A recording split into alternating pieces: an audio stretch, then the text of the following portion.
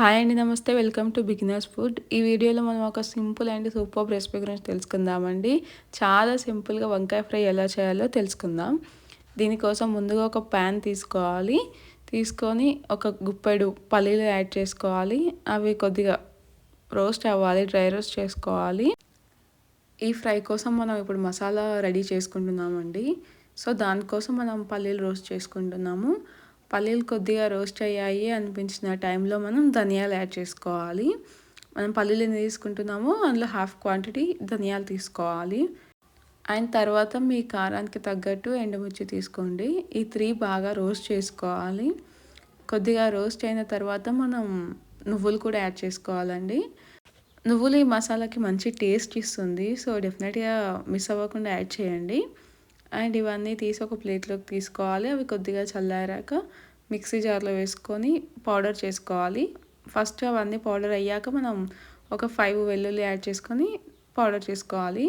And next pan పైన ఒక 2 table spoons oil తీసుకొని పోపు దినుసులు వేసుకోవాలండి. పోపు దినుసులు కూడా ఫ్రై అయిన తర్వాత ఆనియన్ యాడ్ చేసుకోవాలి. ఆనియన్ గోల్డెన్ బ్రౌన్ కలర్ వచ్చే వరకు ఫ్రై చేస్తూ ఉండాలి. మనం ఇక్కడ అల్లం వెల్లుల్లి పేస్ట్ తీసుకోవట్లేదు, ఎందుకంటే ఇందాక మసాలా పౌడర్లో వెల్లుల్లి తీసుకున్నాం కాబట్టి. సో ఇక్కడ ఏం యాడ్ చేయాల్సిన అవసరం లేదు. వన్స్ ఆనియన్స్ బాగా ఫ్రై అయ్యాయి అనిపించిన టైంలో వంకాయ యాడ్ చేసుకోవాలి. నేను ఇక్కడ వంకాయ కట్ చేశాక సాల్ట్ వాటర్లో వేసాను, సో కలర్ చేంజ్ అవ్వలేదు. హై ఫ్లేమ్లో బాగా ఫ్రై చేయాలండి వంకాయని. ఆయిల్లో బాగా డీప్ ఫ్రై అవ్వాలి. ఇక్కడ మనం పసుపు అండ్ సాల్ట్ కూడా యాడ్ చేసుకోవాలి. ఈ 2 యాడ్ చేసుకొని బాగా ఫ్రై అవ్వనివ్వాలి. మనం ఆయిల్లోనే 80% ఫ్రై అవ్వాలండి. ఆ తర్వాతే మనం మసాలా పౌడర్ యూస్ చేయాలి. సో నేను మూత క్లోజ్ చేశాను. మూత క్లోజ్ చేసి ఒక 7 to 8 మినిట్స్ ఫ్రై చేశాను. అప్పుడప్పుడు మధ్యలో మూత తీసి కలుపుకోవాలి. చూసారు కదా, ఇలా ఉంది. ఇంకో 5 మినిట్స్ ఫ్రై చేశాను.